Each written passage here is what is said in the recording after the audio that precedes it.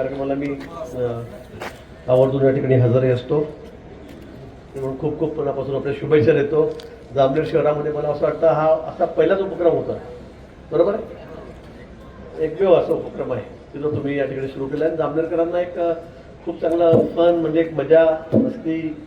आणि मी आता सगळे स्टॉल बघितले, मला वाटतं पहिल्यांदाच इतका मोठ्या प्रमाणामध्ये अगदी स्कूटर असतील, सगळ्या 4 व्हीलर गाड्या असतील, अनेक गाड्या म्हणजे अगदी लोणचे गिणच्यापासून अगदी उत्तर प्रदेशातल्या सगळ्या या ठिकाणी आपण आणून दिलं. मला वाटतं आज पहिला दिवस आहे म्हणून गर्दी कमी राहील, पण नंतर किती दिवस आहे आपला कार्यक्रम?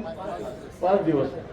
नंतर मग मला असं वाटतं की खूप मोठी गर्दी त्या ठिकाणी जामनेरकरांना एक चांगली मजासुद्धा येईल, सर्व सगळं बघता येईल आणि आनंद या गोष्टीचा घेता येईल. तुम्ही सांगितलं त्या नाटक करायला सांगितलं का? सुहासनी सांगितलं या ठिकाणी की सगळे नाटकातले जुने कलाकार आहेत. आम्ही सुधीर आहे, अरविंद आहे, कडू आहे, योगेश शहा, सुरेश धारीवाल, आम्ही सगळे नाटककार.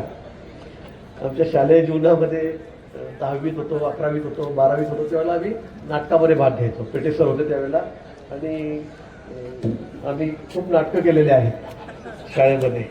आणि त्यावेळेला असं होतं की मुली वगैरे फार असं लाजायच्या किंवा मुली पार्ट घेत नव्हत्या, कुठल्या म्हणजे सहभाग घेत नव्हत्या नाटकामध्ये. आणि मग मुली येत नाही मग नाटकात, घरच्या आई वडील नाही म्हणत. त्यावेळेला फार म्हणजे मी की म्हातारी फार जुनं नाही सांगत मी, त्यावेळेला फार अशी पद्धत नव्हती किंवा कुणाला आवडत नव्हतं की मुली मुलांमध्ये जाऊन नाटक भाग घेतील, प्रॅक्टिस करतील रात्री रात्री. त्यामुळे मग आमचे पेटेसर होते ते तो मी काढला की माझ्या डोक्यावर टाकायचे, मला साडी नेसून द्यायचे. म्हणजे महिलेचं पात्र मलाच करावं लागायचं. आणि माझ्याबरोबर एकदा अरविंदला पण महिलेचं पात्र घेऊन टाकलं. मी त्यावेळेला एकदम असा होतो, अरविंद असा होता आणि म्हणून दोघांना एकदम कॉन्ट्रास्ट. आणि अशी सगळी गंमत चालायची. आणि मग त्यावेळेला मग हे सगळे कुठले दादा बहिणावरोजी, काका केशाचा, असे किती नाटकामध्ये आम्ही त्या ठिकाणी भाग घेतला. आणि ते फोटो अजून आमच्याकडे आम्ही एकमेकांना गमतीने दाखवतो आणि सगळी मजा मस्ती असते. आणि म्हणून आता आम्ही नक्की सांगेन मी नाटकात भाग घेईल, पण महिलेचं पात्र मी करणार नाही.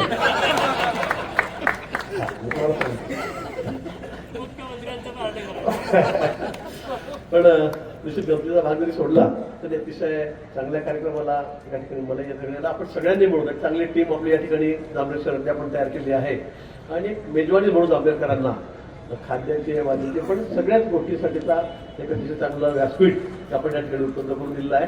जामनेर शहराच्या बाबतीत या ठिकाणी उल्लेख झाला. मला खरं म्हणजे अजून कळमसरा लोहाऱ्याला कार्यक्रम आहे, इथे पुण्यावर कार्यक्रम आहे, खूप लोक 5-5 जाणार मोठे कीर्तनकार आले, तिथे जायचं आहे मला, म्हणून मी जास्त वेळ घेणार नाही.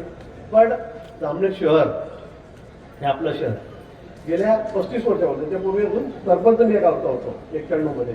आता 35 वर्षांनी सतत मला आपण निवडून देतात. 7व्यांदा मी निवडून आलो. राज्यामध्ये भाजपच्या सगळ्या आमदारांमध्ये मी सगळ्यात सिनियर आमदार किंवा सतत 7 वेळा निवडून देणं ते सोपं नाही, पण आपल्यामुळे ते सहज झालं आहे, सोपं झालं आहे.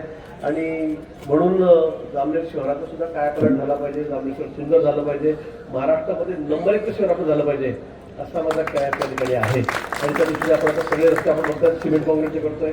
तिथे पाण्याचा कुठेही येणं एक तसे मिनरल वॉटर आपण तुम्हाला जे स्वच्छ पाणी या बॉटलमध्ये असतं त्यापेक्षा चांगलं स्वच्छ पाणी आम्ही तुम्हाला ठिकाणी सगळे पथदिवे लागलेले, कॉलन्यामध्ये लाईट आहेत, त्याच्या कुठे हे नाही, सगळ्याच गोष्टी आपण अतिशय सुंदर केलं आहे. सगळे ओपन स्पेस आहेत आपल्या आपण भागातले ते सुद्धा आपण सुंदर करतो. आता इथे एक प्रस्ताव आला किंवा ते ओपन स्पेस सगळ्या तिथल्या लोकांना त्या ठिकाणी मेंटेन करण्यासाठी एक समिती नेमा. खरं आहे त्या ठिकाणी मी इतके चांगले गार्डन केले, पण सगळ्या मुलांनी सगळ्या लोकांनी झाडं करून दिले, तोडफोड करून टाकली, घाण केलं. तर मला वाटतं ही आपली जबाबदारी, कारण सगळ्या सोयी आपल्यासाठी आहेत, त्याची जोपासना आपण केली पाहिजे, ते सुरक्षित सुद्धा आपण ठेवलं पाहिजे. आणि म्हणून त्या दृष्टीने आपण समितीकडून कमिटीकडून त्याचा विचार त्या ठिकाणी करूया. पण जामनेर शहरामधले आपण रस्ते बघतात, आपण सोनबर्डी त्या ठिकाणी बघतात. मला वाटतं आपण जे म्युझिक सगळे ते फाउंटन लावलेत तिथे कुठे बघायला मिळणार नाही सकट 10-12 जिल्ह्यामध्ये, 1-2 वेळ असतील महाराष्ट्रात, ते आपण त्या ठिकाणी केले. सुंदर गार्डन आपण कल्पना केली असेल की सोनबर्डीवर असं काही होईल, इतके सुंदर तिथे गवत सुद्धा त्या ठिकाणी उगवत नव्हतं, इतका खडगा प्रदेश तो आहे. पण विंचवाची टेकडी सगळे विंचू असायचे तिथे, पण तिथे सगळे खोदून तिथे माती टाकून आपण सुंदर अशी झाडं लावले, चांगलं गार्डन केलं, लॉन केलंय, अतिशय सुंदर आर्टिफिशियल तलाव तयार केला, त्याच्यामध्ये आपण ते फाउंटन त्या ठिकाणी तयार केले. मंदिर आपण त्या ठिकाणी सुरुवातीला बांधलं आणि अतिशय सुंदर असा परिसर केला की 4-5-6 जिल्ह्यातून सगळ्या ट्री पद्धतीचे विद्यार्थी विद्यार्थिनी शाळेच्या महाविद्यालयाच्या त्या ठिकाणी लोक फिरायला येत आहेत. अतिशय सुंदर परिसर केला. आता आपण त्याला 2.5 किलोमीटरचा सिंथेटिक ट्रॅक केला. सिंथेटिक ट्रॅक रबर ट्रॅक पळायसाठी सायकल ट्रॅक केला 2.5 किलोमीटर त्याला लागून. त्याला पूर्ण वॉल कंपाऊंड केलं, त्याच्यामध्ये त्याचं प्लांटेशन केलं. म्हणजे 6 महिन्यामध्ये वर्षभरामध्ये इतकं सुंदर चित्र की आपल्याला वाटेल की आपण कुठेतरी परदेशात फॉरेनमध्ये कुठेतरी युरोपमध्ये असं इतकं सुंदर चित्र त्या ठिकाणी निर्माण होईल. इतकी चांगली व्यवस्था आपण त्या ठिकाणी केली. यामुळे झालं की मी मागच्या वेळेला ग्रामविकास मंत्री झालो आणि बरोबर टुरिझम मंत्री झालो आणि त्यातून जवळपास 50 कोटी रुपये मी त्या ठिकाणी टाकून घेतले. तर त्यामुळे सगळ्या व्यवस्था आपल्याला करता आल्या. त्याचबरोबर आपण रस्ते बघितलेत. इतक्या झाडी इतकं आता तुम्हाला दिसेल बोगनवेल पुढच्या वर्षी या उन्हाळ्यामध्ये इतके चांगले फुलं येतील त्या ठिकाणी की लोक बघायला येतील. मध्ये रस्त्याच्या मधोमध इतके चांगल्या प्रकारे आपण पळासखेड्याच्या पुढे गेलो. लोकांना फिरायला जावं लागतं, यावं लागतं म्हणून दुतर्फा आपण अतिशय व्यवस्थित भालेकट टाकलं, लाईटांची व्यवस्था केली. आता झाडांची व्यवस्था आपण त्यात करतोय, गार्डनिंगच करतोय, त्याच्यामध्ये सगळ्या व्यवस्था आपण केल्या. आणि भुसार रोडला असेल, बोदर रोडला असेल, पोहर रोडला असेल, सगळे रस्ते आपण बघतात. 4 पदरी रस्ते आपण त्या ठिकाणी केलेले आहेत. आणि त्याचबरोबर सगळ्यात महत्त्वाचं म्हणजे आपलं वाघूर धरण गारखेड्याच्या पुढे 2 किलोमीटर आपण वाघूर धरणावर जर गेलात तर मध्ये मोठं आयलंड आहे. त्या आयलंडमध्ये जवळजवळ 60-70 एकर जमीन असेल आणि त्या टेकडीवर आपण त्या ठिकाणी पाण्याच्या मधोमध जाऊन बोटीतून जावं लागतं. तिथे 100 रूमचं हॉटेल केलेलं आहे, चांगले छान छान रिसॉर्ट केलेले आहेत एकदम सुंदर. पाण्यामध्ये जे काश्मीरला डल लेकमध्ये आहे तशा हाऊसबोट आपण तयार केल्या, अतिशय सुंदर, तिथल्यापेक्षा सुंदर तशा हाऊसबोट केलेल्या आहेत. एका बोटीमध्ये 4-4-5-5 रूम आहेत राहायला, AC टॉयलेट बाथरूम अटॅच आहे, वरती मोठे डेक आहेत, तिथे पार्टी असेल काय असेल करायला कवर्ड आहे. ती इतकं सुंदर आहे की आपला विश्वास बसणार नाही. इतकी सुंदर व्यवस्था आहे, इतकं चांगलं गार्डन. इथल्यापेक्षाही आपण वाघूरला त्या ठिकाणी केलेलं आहे. इथून एक 5-6 किलोमीटर फक्त आपल्याला जावं लागतं. तिथे सुंदर रेस्टॉरंट आहेत, सगळ्या व्यवस्था आहेत आणि आपण ते एकदा निश्चित बघावं अशी माझी इच्छा आहे. त्या ठिकाणी आपण नक्की जावं. ते सुद्धा आता पुढे भविष्यामध्ये अजिंठ्याला येणारे लोक त्या ठिकाणी राहायला येतील.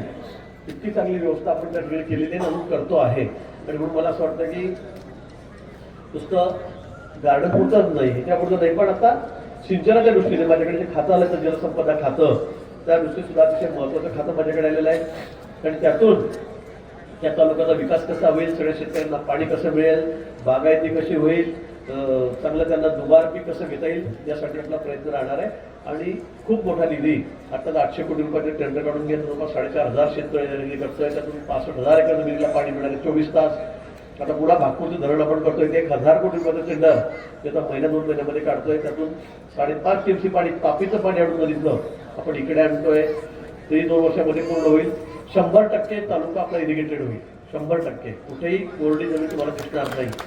रावेर यावं तालुक्यात कसा 100% जमीन पाण्याखाली आहे तशी व्यवस्था आपण आपल्या तालुक्यामध्ये या ठिकाणी करतोय. त्याचबरोबर बाबासाहेब आंबेडकरांचा पुतळा आपल्या शहरामध्ये पुतळाच नव्हता कुठे. अतिशय सुंदर असा पुतळा बाबासाहेबांचा आपण त्या ठिकाणी स्थानापन्न केला आहे. शिवाजी महाराजांचा पुतळा म्हणजे आपल्या तर गावाचा बरे वैभवच आहे खरं म्हणजे. त्याचं काम सुरू आहे, एक 15 दिवसामध्ये पूर्ण होईल.